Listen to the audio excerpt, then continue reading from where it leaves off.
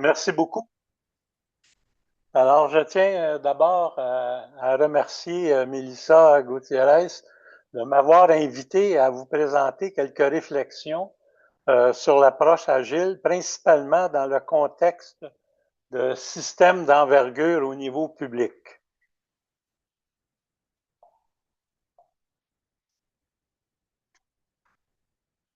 Euh, En guise d'introduction, deux citations qui me permettent un peu de situer mon intervention. La première, c'est assez évident que Agile comme étiquette a gagné et personne ne veut être libellé ou appelé ou nommé non agile.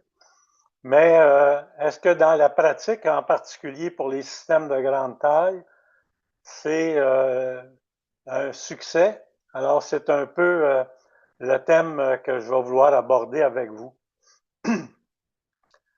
Je prends, si faire était aussi facile que savoir, les chapelles seraient des cathédrales et les chaumières des palais de Shakespeare. Donc, pour moi, je suis plus du côté maintenant du savoir que du faire, étant rendu à un âge vénérable.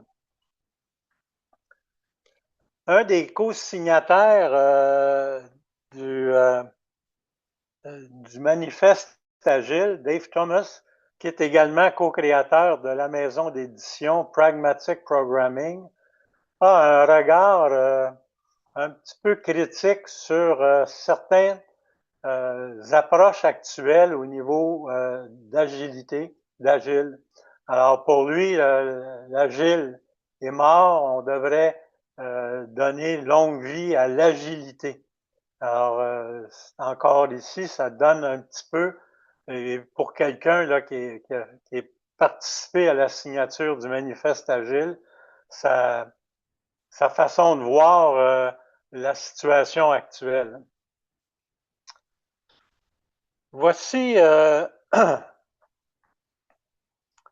recherche de solutions pour améliorer la productivité ou la recherche d'une solution miracle pour augmenter la productivité dans l'installation de systèmes d'information. Ça fait au-dessus de 60 ans que je suis dans le domaine et j'ai vu plusieurs vagues. La première vague, le premier langage de programmation que j'ai appris, c'était Fortran. Et à l'époque, le débat était est-ce que l'assembleur est mieux que le Fortran ou le COBOL parce qu'on contrôle mieux les instructions. Les nombres entre parenthèses sur cette première ligne-là, c'est les rangs de ces langages-là, 60 ans après, dans le TIOB Index de mars 2026. Donc, Assembleur est encore dans la 17e position.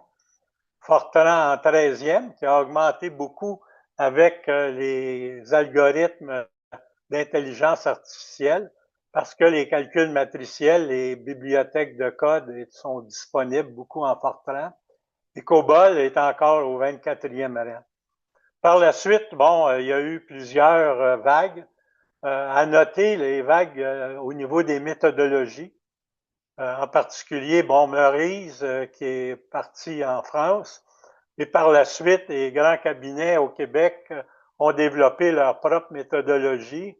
Le macroscope de DMR et CGI avait la sienne aussi. Et finalement, il y a eu la vague au début des années 90 de l'approche orientée objet et avec les trois amigos qui ont mis au point ou qui ont fait la promotion de Unified Modeling Language. Il y a eu également une vague au niveau du génie logiciel, SWEBOC, qui est le Software Engineering Body of Knowledge, qui a été mis au point par la Computing Society. La première version a été élaborée, dans le fond, à l'Université du Québec à Montréal et à l'ETS par des professeurs de ce secteur-là. et il y a eu le CMMI du Carnegie Mellon, du Software Engineering Institute. Il y a eu également, bon, maintenant on parle d'Agile, et il y a d'autres mouvements. Et simplement pour vous montrer aussi différentes autres approches qui sont à la mode ou qui ont été à la mode dans l'esprit d'améliorer la productivité et de l'élaboration des systèmes d'information.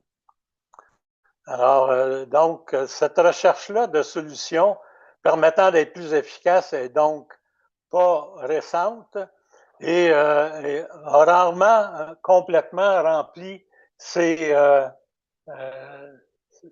promesses. J'aimerais aborder maintenant avec vous le thème de la complexité. En premier, Paul Václavic, dans un de ses nombreux ouvrages, décrit une expérience intéressante qui tend à démontrer qu'entre deux hypothèses, nous sommes très souvent tirés par celle qui est la plus complexe. Alors, l'expérience intéressante qu'il a faite, c'est de projeter sur un écran des cellules saines et ou cancéreuses et de deux séries de témoins ou de cobayes, si vous voulez. La série A, la série B ne communiquaient pas entre eux. Et au niveau des gens dans la série A, on leur disait, ben, lorsque vous pensez que cette cellule-là, elle est cancéreuse, vous l'indiquez. Si vous pensez qu'elle est saine, vous l'indiquez. Et si vous avez une bonne réponse, il y a une lumière qui va s'allumer. On disait également la même chose aux gens du groupe B, qui était donc toute une série qui était faite par des gens du groupe B également. Sauf que pour les gens de l'équipe B, on allumait la lumière au hasard. Et là, on faisait une série de tests sur plusieurs sujets pour plusieurs séries de cellules. Et de façon assez précise, lorsqu'on réunissait et A et B qui n'avaient pas été en contact lors de l'expérimentation, et on demandait toujours en premier à A d'expliquer ce qu'il avait vu. Et d'une part, A avait une performance à peu près de 80%, et il donnait en langage commun l'explication un peu de pouvoir reconnaître une cellule saine et une cellule cancéreuse. Et là, on demandait à B, qui avait eu un feedback au hasard, d'expliquer ce qu'il avait vu, lui. C'était quoi entre guillemets, sa théorie.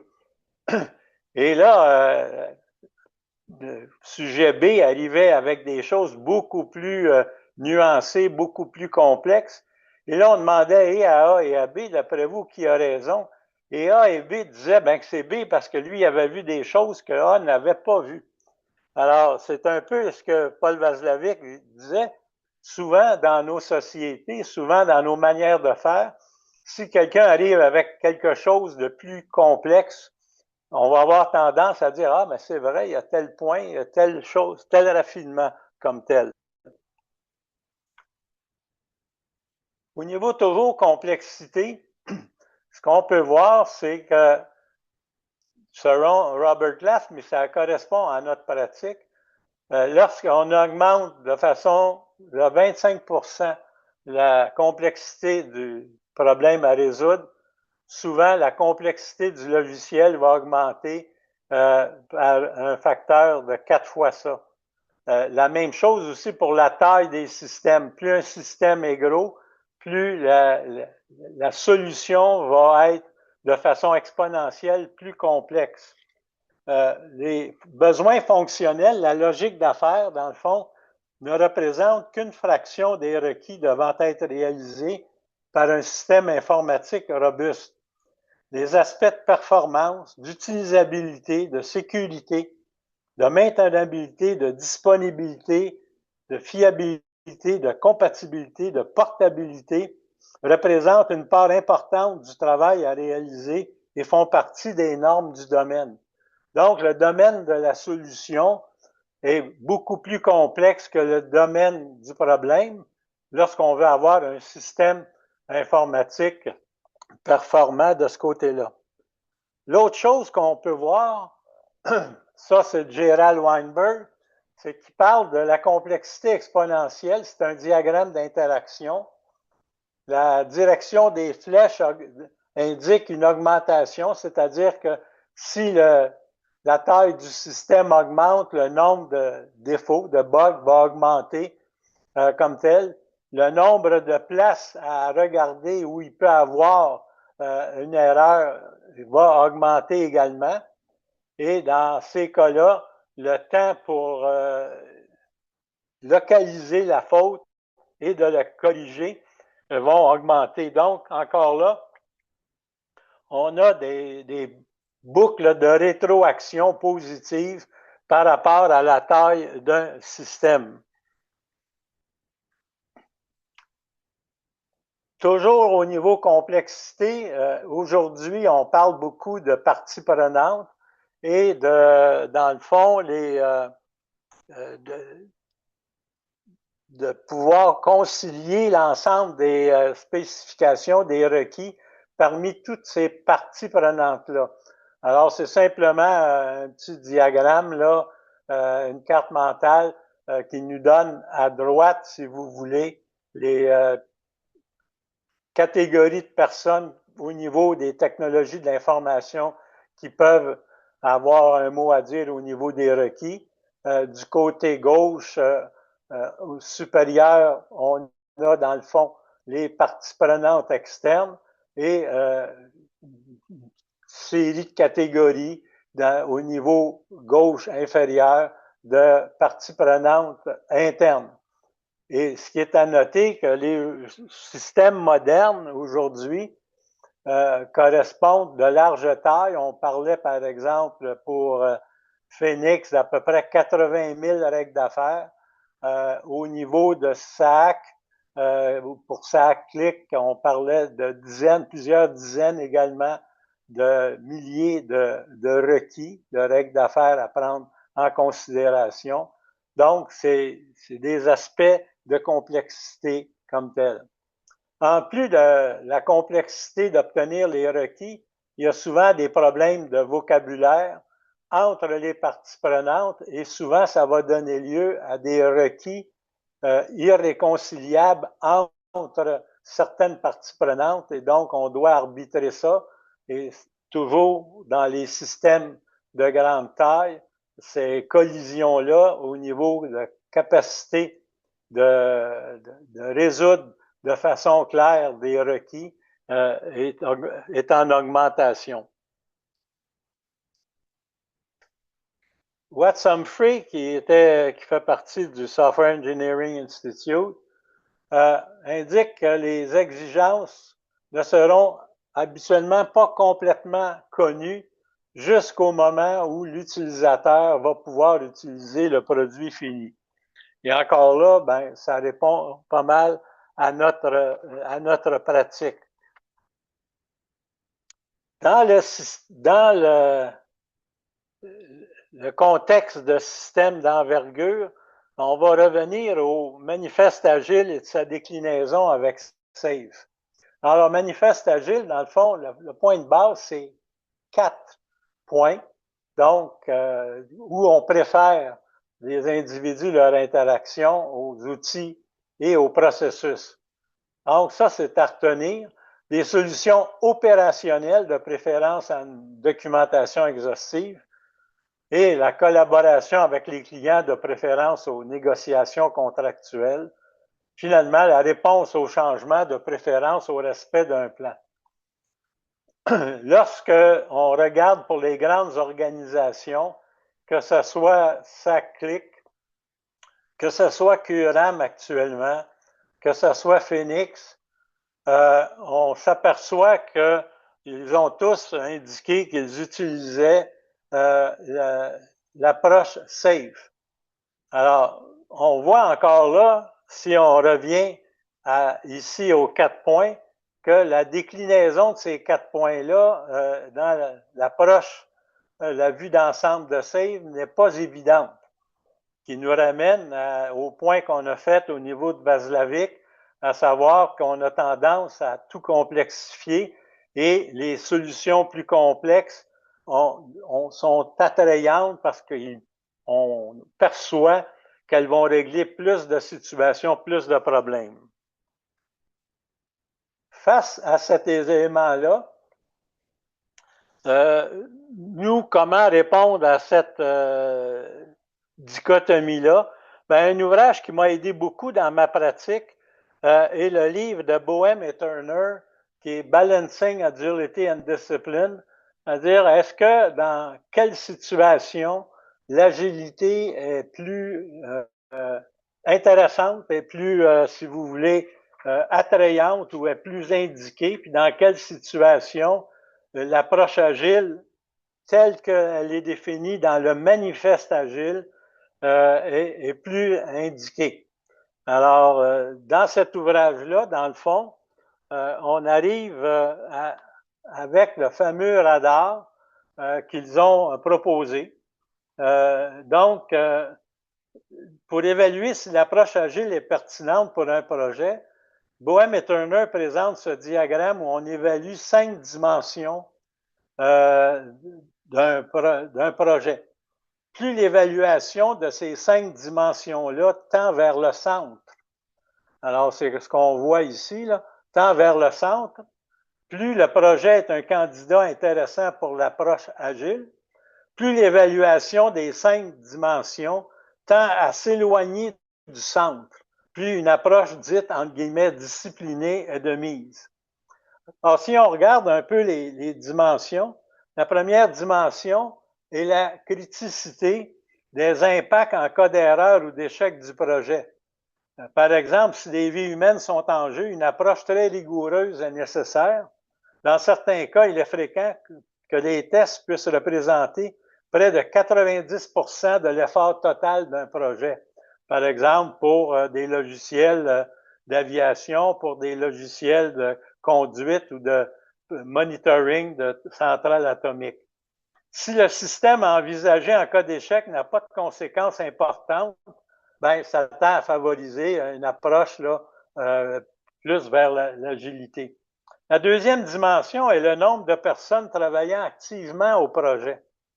Ce qu'il faut se souvenir, c'est que ceux qui ont rédigé le manifeste agile étaient des programmeurs professionnels qui avaient une vaste expérience au niveau de la construction des systèmes, mais également en programmation de systèmes complexes. Donc, la deuxième dimension est le nombre de personnes travaillant activement au projet. Une petite équipe favorise les échanges informels, alors que si plusieurs centaines sont impliquées, avec les échanges sont obligatoirement plus formalisés. Ce point milite pour des projets plus petits, permettant à l'approche agile d'être optimale. La troisième dimension a trait au taux de changement dans les requis. Si le nombre de requis appelés à changer est élevé, cela demande une plus grande agilité. Là, sur le radar, ici, il parle, par exemple, si 30 ou 50% des requis changent par mois, ben c'est sûr que je n'ai pas le choix d'aller dans une approche agile. Si, d'un autre côté, les requis changent très, très peu, ben je peux peut-être adapter une approche plus traditionnelle, plus disciplinée. La quatrième dimension évalue la tolérance à l'organisation, de l'organisation à une certaine flexibilité en cours de projet. Par exemple, une organisation sujette à une reddition de comptes stricte par son cadre réglementaire ne favorise pas l'adoption d'une approche agile. Et ce cas-là, par exemple, on va le voir, est présent dans les systèmes d'envergure dans le secteur public. Finalement, la cinquième dimension, celle ici, évalue la capacité de l'équipe à faire évoluer ses manières de faire, donc à faire preuve de réflexivité et les modifier dans une optique d'amélioration, le cas échéant. Alors, plus la proportion des membres de l'équipe sont expérimentés et en mesure de faire preuve de réflexivité, plus l'approche agile est, dans le fond, efficace. Et moins le personnel est professionnel et a beaucoup d'expérience, à ce moment-là, moins on a de ce type de personnel-là, ben, ça tend à favoriser une approche disciplinée. J'ai mis sur cette diapositive-là un peu ce qu'ils décrivent comme niveau et à quoi ça correspond. On va maintenant regarder un peu dans le cadre d'un projet public de grande taille les exigences du gouvernement du Québec. Et les exigences fédérales sont à peu près identiques. Alors, selon le décret 1159-2022 de 2022, le coût d'une intervention avant de l'entreprendre doit être complet, c'est-à-dire qu'il doit inclure l'ensemble des coûts attribuables à l'intervention et si limité. Alors, les coûts attribuables doivent être ventilés selon les catégories suivantes. Ça, c'est comme dans le décret, là, on n'a pas grand marge de manœuvre. Il y a toute la rémunération, donc du personnel de l'organisme public, du personnel d'un autre organisme public en prestation de services, toutes les ressources externes, les impartitions auprès d'un autre organisme public à l'externe, le budget d'acquisition, les locations, l'ensemble des autres frais et une réserve. Et ça, théoriquement, pas juste théoriquement, en pratique, on demande de faire ça avant d'autoriser le projet. Si on regarde tiré du rapport de la vérificatrice générale, le budget présenté pour SACCLIC en 2017, qui se donnait un montant total pour jusqu'en 2027, donc 10 ans d'avance. On arrive à l'époque à un total de 638 000,0 millions. Si on regarde ça, ça nous donne une précision de 4 chiffres significatifs. Alors, une précision de 4 chiffres significatifs, pour vous illustrer ce que ça peut donner, c'est un joueur de golf qui a un par 3 à une distance de 150 mètres, va avoir une précision de 10 cm. Parce que précision de 3 chiffres, ça va donner 1 mètre. Une précision de 4 chiffres, ça va donner 10 cm. Il n'y a personne qui est capable d'arriver avec une telle précision au niveau du golf de façon régulière et encore plus au niveau ici d'un système à 10 ans d'avance, arriver avec un budget de 4 chiffres de précision 10 ans d'avance. Si on regarde le projet QRAM maintenant, c'est de tirer toujours de la documentation disponible publiquement sur le projet QRAM. On arrive avec, en 2020, avec un estimé pour jusqu'à 2030 à peu près. Et là, tenez-vous bien, on arrive en bas ici à un rapport, un budget de 2 200 819 472 $. Et là, on arrive avec une précision de 10 chiffres significatifs.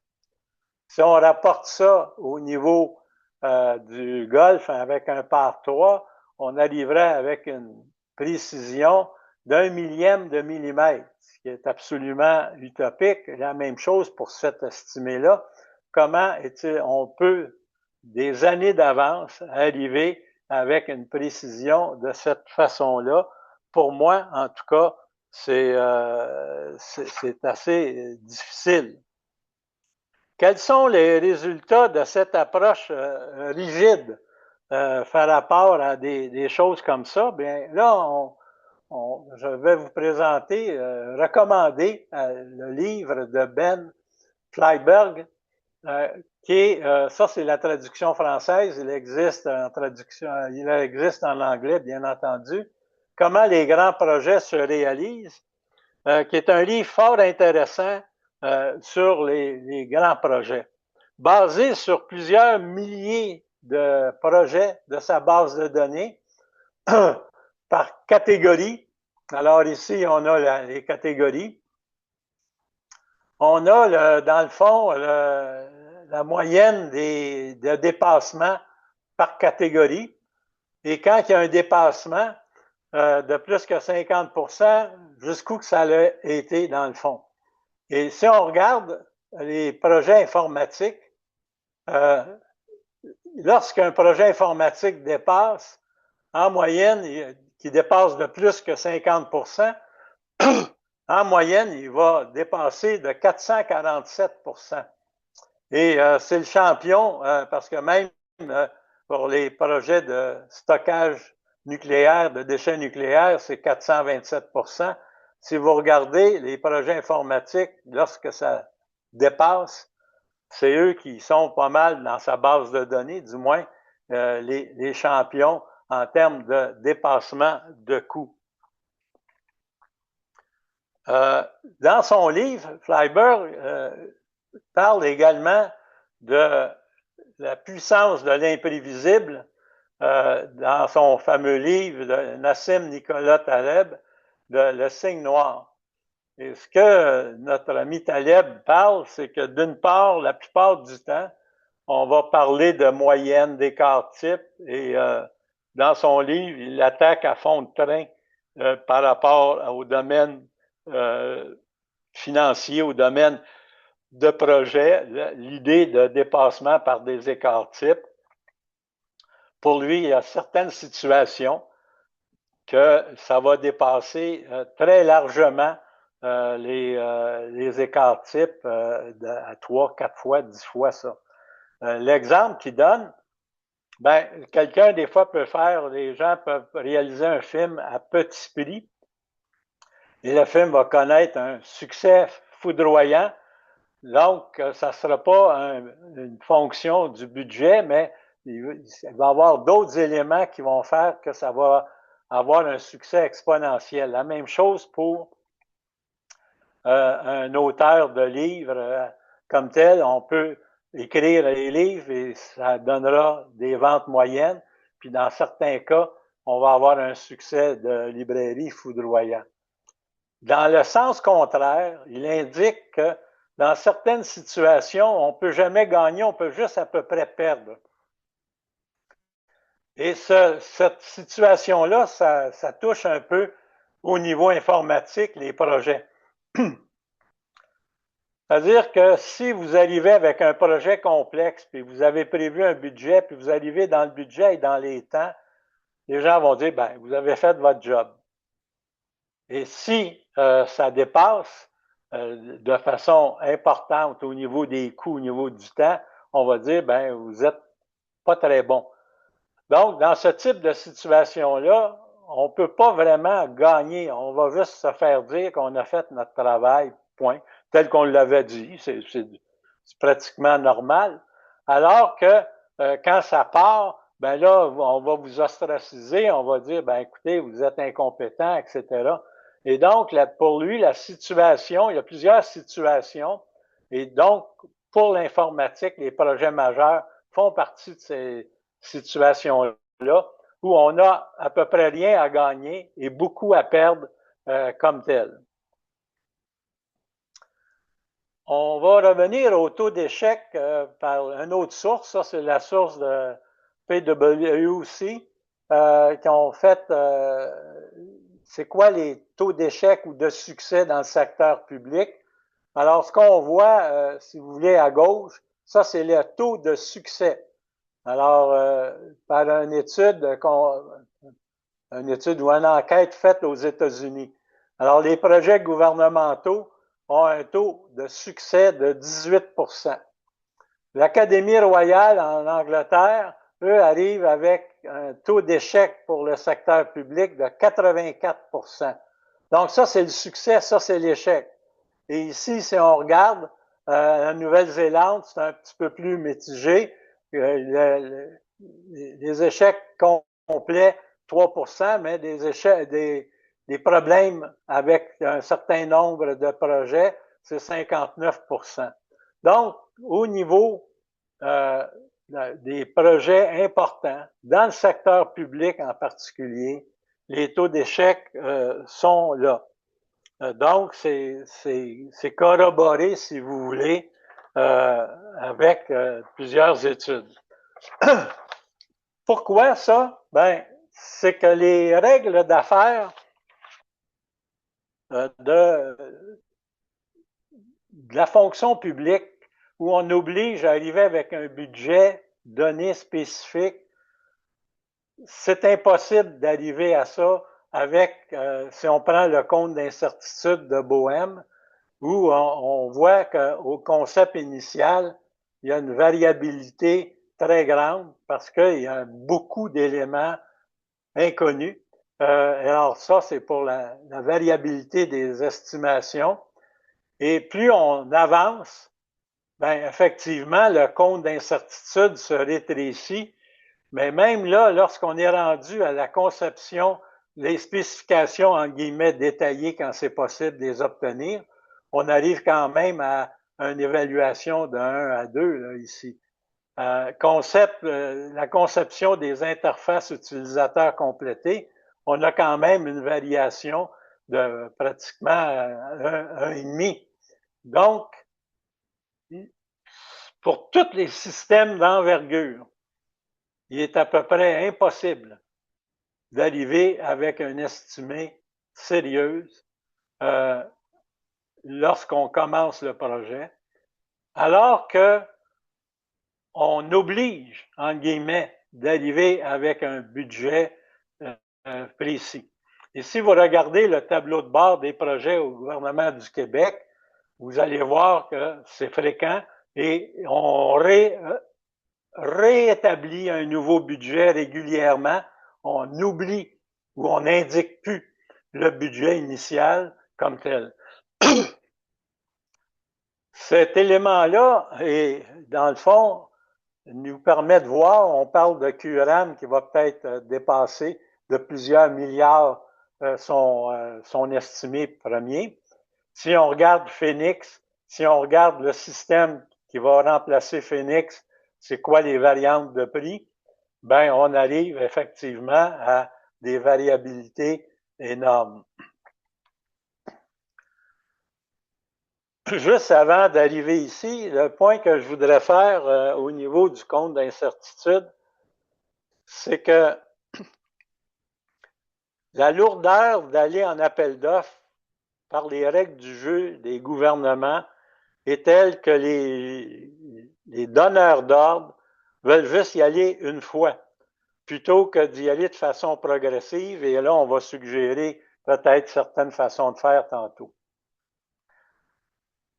Les grands systèmes, surtout dans le secteur public, correspondent aux critères ou à beaucoup de critères de ce qu'on a appelé les problèmes pernicieux. Les problèmes pernicieux, c'est tiré d'un article de 1973 de Rittel et Weber. Et ce que ça contient, c'est que d'une part, il y a 10 caractéristiques et si vous les lisez tranquillement, vous allez voir qu'il y a plusieurs de ces caractéristiques-là qui s'appliquent à des projets d'envergure dans le secteur public.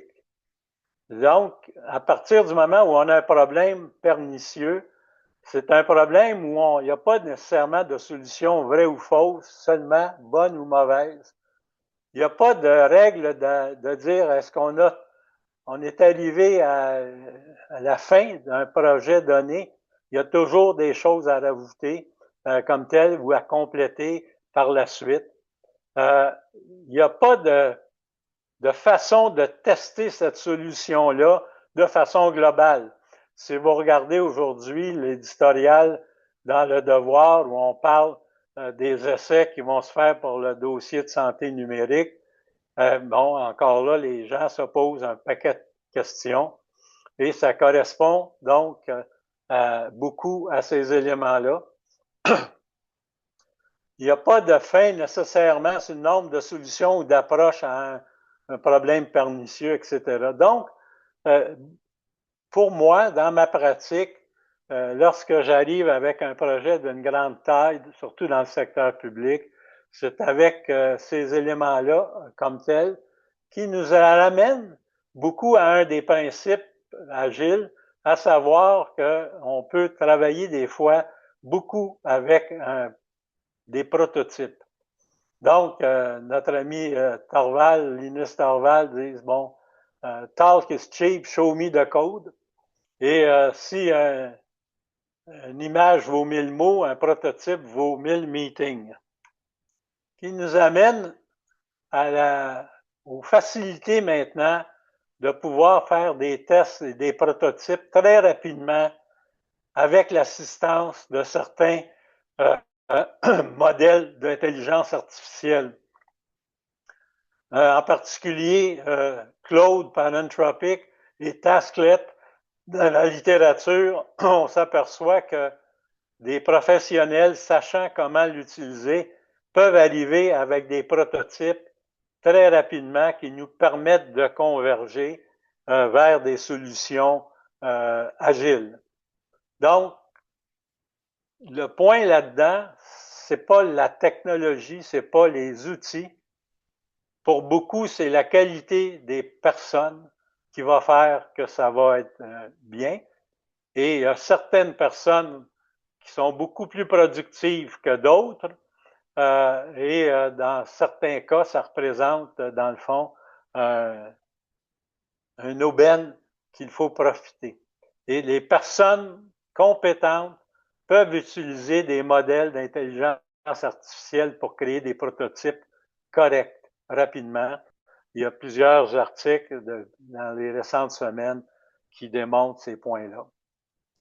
Et donc, il ne faudrait pas que le développement agile de la part des gestionnaires soit mal compris comme tel. C'est un peu ce que je voulais vous présenter aujourd'hui. S'il y a quelques questions, ben, ça va me faire plaisir d'y répondre. J'ai mis 3 liens. Le premier lien remet en question la notion de projet. Et on est plusieurs auteurs à remettre en question la notion de projet pour des systèmes complexes comme tel, parce que par définition, un projet, ça a une date de début, une date de fin, un scope ou un domaine d'ampleur déterminé, alors qu'aujourd'hui, par rapport à des systèmes complexes, c'est beaucoup plus mouvant dans le fond. L'autre lien, c'est sur celui des wicked problems. Et le dernier lien, c'est simplement pour nous rappeler que dans les phases de construction d'un logiciel, ce qu'on appelle la phase de construction, la programmation, ça se trouve être du design aussi. Et si vous regardez la dernière édition de Sweetbook à la partie construction, quand vous lisez, la programmation, c'est du design. Et comme n'importe quelle forme de design, ça prend un certain nombre d'allers-retours, de peaufiner et de correction d'erreurs. Alors voilà un peu ce que je voulais vous présenter aujourd'hui.